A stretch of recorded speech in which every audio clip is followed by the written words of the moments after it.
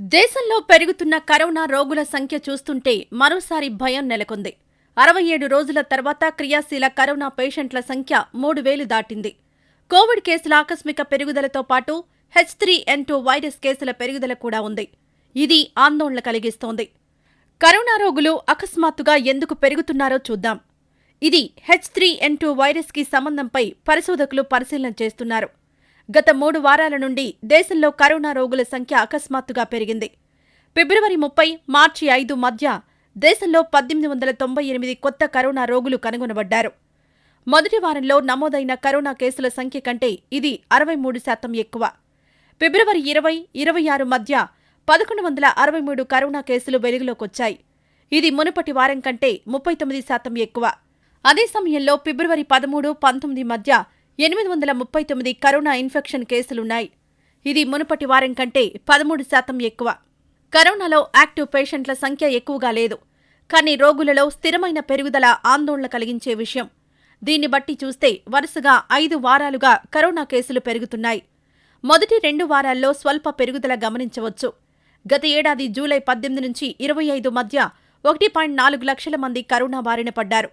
అప్పట్నుండి corona కేసులలో స్థిరమైన తగ్గుదల ఉంది. జనవరి 23, 29 మధ్య వారం వారం కేసులు 707 కనిష్ట స్థాయికి చేరుకున్నాయి. ఫిబ్రవరి 27, మార్చి 5 మధ్య మహారాష్ట్రలో అత్యధిక కరోనా కేసులు నమోదయ్యాయి. వీటిలో 473 కేసులు కర్ణాటక నుంచే వచ్చాయి. మరోవైపు కేరళలో గత వారం 410 కేసులు నమోదయ్యాయి. 2 వారాల క్రితం 298 కేసులు నమోదయ్యాయి. అదే సమయంలో మహారాష్ట్రలో గత వారం 287 కరోనా కేసులు నమోదయ్యాయి. 2 వారాల క్రితం 185 కేసులు నమోదయ్యాయి. కేరళ, కర్ణాటక, మహారాష్ట్రలో సగానికి పైగా యాక్టివ్ కరోనా కేసులున్నాయి.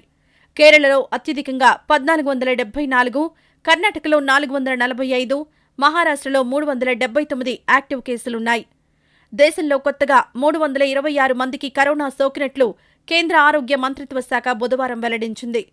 దీంతో 67 రోజుల తర్వాత యాక్టివ్ పేషెంట్ల సంఖ్య 3,000 దాటింది. దేశంలో కరోనా కారణంగా మరణించిన వారి సంఖ్య 5,30,775 కాగా యాక్టివ్ కేసులు 3,076కు చేరుకున్నాయి. అదే సమయంలో దేశంలో 4.46 కోట్ల మంది కరోనా బారిన పడ్డారు.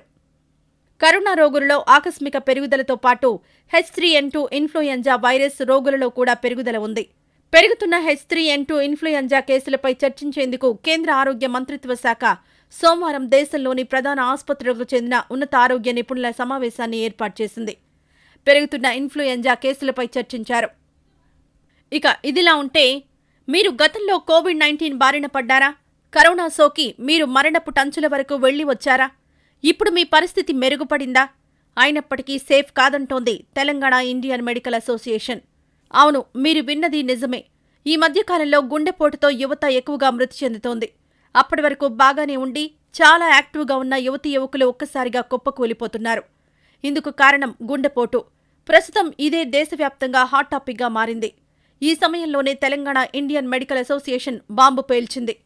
కోవిడ్ బారిన పడిన యువతకు గుండెపోటుతో మరణించే అవకాశం 5 రెట్లు అధికంగా ఉందట. తెలంగాణలో పెరుగుతున్న సడన్ డెత్స్పై జరిగిన విశ్లేషణలో ఈ విషయం వెల్లడైంది. అయితే అనుకోకుండా సంభవిస్తున్న ఈ మరణాలపై మరింత లోతైన విశ్లేషణ జరపాలని తెలంగాణ ఇండియన్ మెడికల్ అసోసియేషన్ నిర్ణయించింది.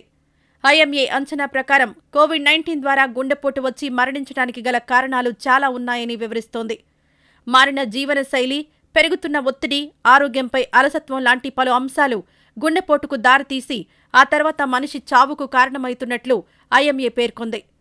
ఇదిలా ఉంటే కోవిడ్ వ్యాక్సిన్ల ద్వారా ఈ గుండెపోటు వస్తుందన్న వార్తల్లో వాస్తవం లేదని స్పష్టం చేసింది. ఈ మరణాలపై మరింత లోతైన పరిశోధనలు చేయడం ద్వారా ప్రజల్లో ఉన్న భయాందోళనలు తొలగించవచ్చని భావిస్తోంది. పెద్ద వయసున్న వారిలో మరణాల సంఖ్య ఎక్కువగా గుండెపోటు ద్వారా వచ్చినవే అని స్పష్టం చేసింది. వారికున్న శ్వాసకోశ సంబంధిత సమస్యతోనే గుండెపోటు రావడం, మృతి చెందడం జరుగుతోందని ఐఎంఏ వెల్లడించింది.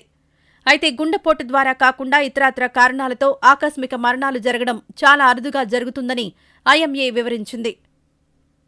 30 ఏళ్లు పైబడిన వారు బీపీ, బ్లడ్ షుగర్, పరగడుపున లిపిడ్ టెస్టులు ఎప్పటికప్పుడు చేసుకుంటూ ఉండాలి. 40 ఏళ్లు పైబడిన వారు ఏడాదికోసారి cardiac checkup, electrocardiogram, echocardiogram, treadmill టెస్టులు చేయించుకోవాలి. ఒకవేళ గుండె సంబంధిత వ్యాధులున్నట్లయితే మీరు సత్వరమే చెక్ చేయించుకుంటే మంచిదని ఐఎంఏ సూచిస్తోంది. అంతేకాదు పొగ తాగడం, హైపర్ టెన్షన్, డయాబెటీస్, మీ కుటుంబ సభ్యులకు గుండె సంబంధిత వ్యాధులు ఉన్నా వెంటనే చెక్ చేయించుకోవాలి. ఆరోగ్యకరమైన ఆహారం తీసుకోవడం, క్రమం తప్పకుండా వ్యాయామం, శరీర బరువును నియంత్రణలో ఉంచుకోవడం, పొగ తాగడం మానుకోవడం, మద్యం సేవించకపోవడం, ఒత్తిడికి దూరంగా ఉండడం, రోజుకు 6 నుంచి 8 గంటలు నిద్ర లాంటివి గుండెపోటుకు దూరం చేస్తాయి. అంతేకాదు ప్రతి ఒక్కరూ CPR నేర్చుకోవడమే కాదు, ఇతరులకు అవగాహన కల్పించాలని ఐఎంఏ సూచిస్తోంది. అంతేకాదు పెరుగుతున్న మరణాల విషయంపై ఎక్కువగా భయాందోళనలు చెందకూడదని సూచిస్తున్నారు. మరణాలు ఒక్క కారణం చేతనే జరగడం లేదని, పలు రకాల కారణాలతో ఈ మరణాలు సంభవిస్తున్నాయనే విషయాన్ని గుర్తెరగాలి. మొత్తానికి కరోనా సోకి ప్రాణాలతో బయటపడ్డవారు మరింత జాగ్రత్తగా ఉంటే మంచిదని వైద్యులు సూచిస్తున్నారు. అదే సమయంలో ఐఎంఏ సూచించిన గైడ్లైన్స్ను ఫాలో కావాలని కోరుతున్నారు.